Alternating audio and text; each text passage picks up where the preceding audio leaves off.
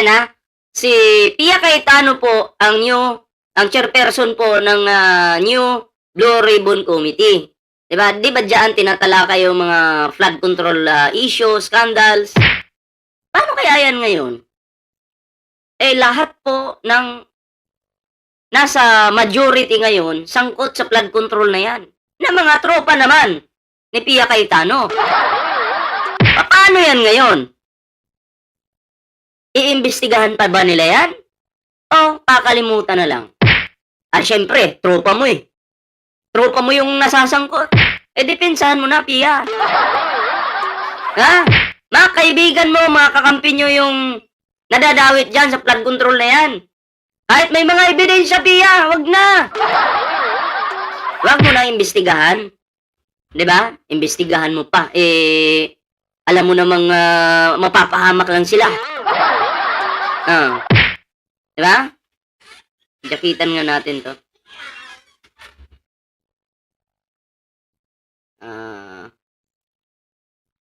Pia Cayetano is a lawyer and have a legal background. I trust her more than Ping, which is just police. I trust her more than Ping. But Pia is ano siya, biased at kumbaga siya po ay DDS. 'Di ba? Namamangka sa dalawang ilog. Paano ka magta-trust sa isang tao na ang gawain ay mamangka sa dalawang ilog? Ang taong namamangka sa dalawang ilog, tinitingnan yan kung sino yung malakas. Doon siya. Kahit mali pa yan, basta malakas, doon siya. Diba? Kahit mali yung kinakampihan niya, gagawan lang niya ng palusot yan. Diba? Ganun. Ako po, mas may tiwala ako kung sino yung nasa katotohanan. Wala po akong tiwala sa tao. Pero may tiwala ako kung sino yung nandun sa totoo. Tao, magtitiwala kayo. Pwede naman. Kung alam nyo, nandun siya sa katotohanan. Hindi ka naman siguro uto-uto. Diba? Na oo ka na lang ng oo, maniniwala ka sa kanya. Na hindi ka nag-iisip, hindi mo ina-analyze. Diba? Yun lang. Di po galit. Sinasabi ko lang. Wait lang.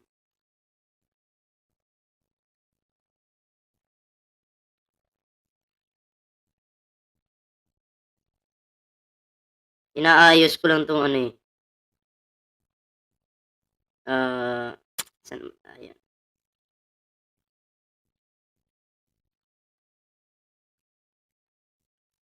Okay? Kung hindi dahil sa kuya niya, baka bumagsak ng tuluyan ang imahe ng Senate. Kuya ni... Sinong kuya? Yung tinutukoy mo, si Pia? Si Pia ba? Ang butlaw, sa una ni Pia. Grabe mga comment nyo wait lang po wait lang.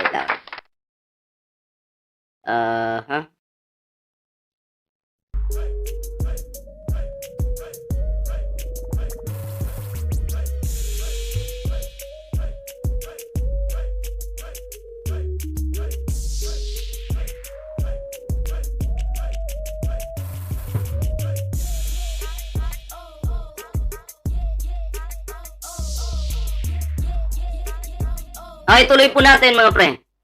Higit isang linggo matapos ang kudeta na nagluklok sa kanyang kapatid, si Senator Alan Peter Cayetano bilang Senate President. Mahalaga ang magiging role ni Pia Cayetano bilang Blue Ribbon Chairperson, lalo na yung mga kaalyado at katrabaho niya dito sa Senado ay... sabi dito, may comment dito po ipipin ko po.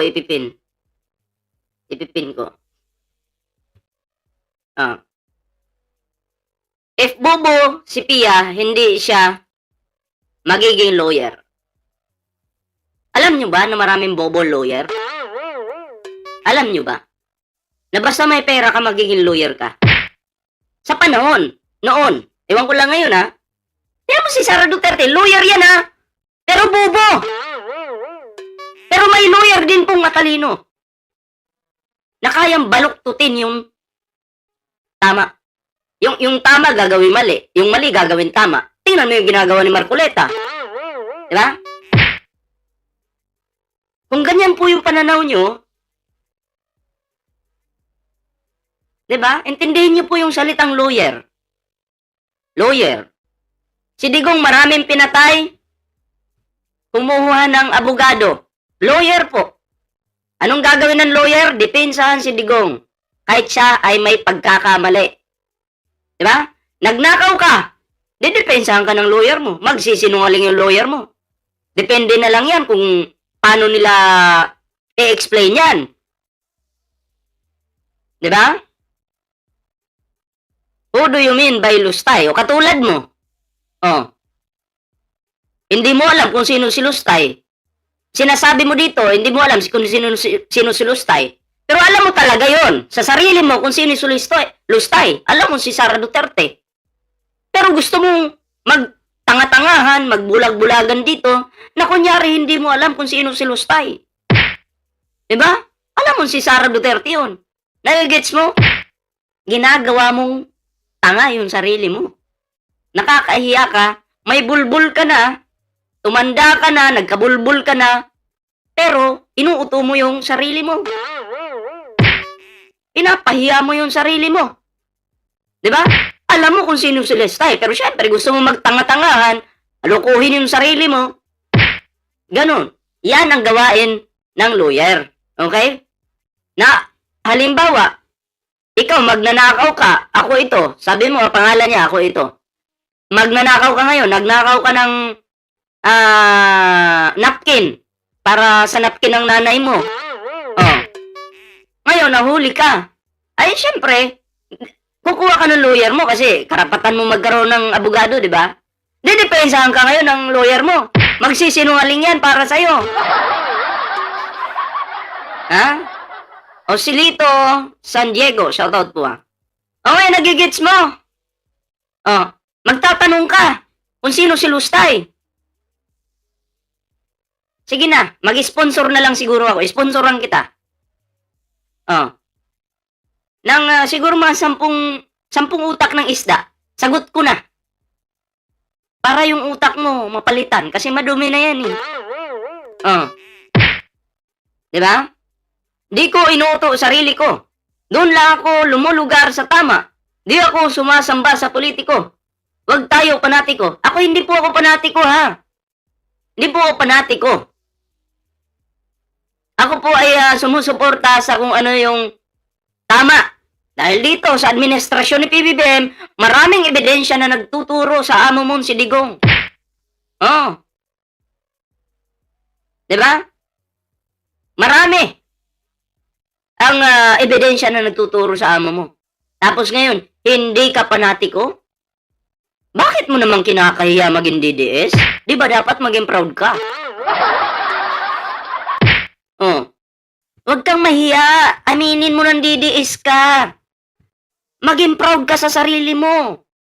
Na isa ka sa Duterte Dugyot supporter. Oh. Diba? Oh, sabi ni tumigil ka na, sinto-sinto vlogger. Malitagang ka rin. Oh, katulad na ito, vlogger daw, wrong spelling pa.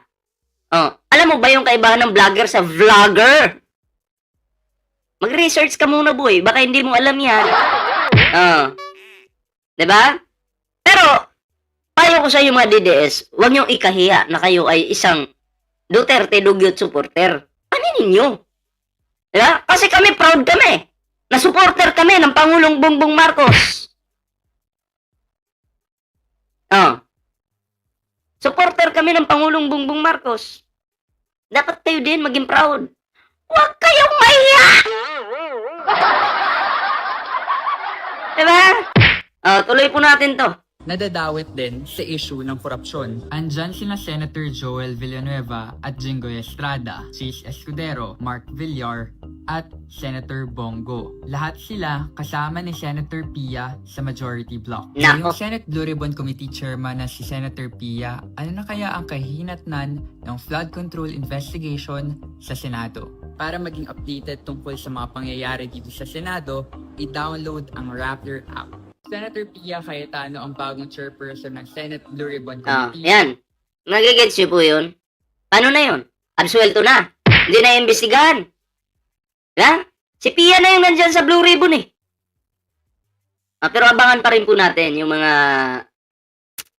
mangyayari po sa mga susunod na araw. Tingnan natin kung magbubulag-bulagan itong si Pia.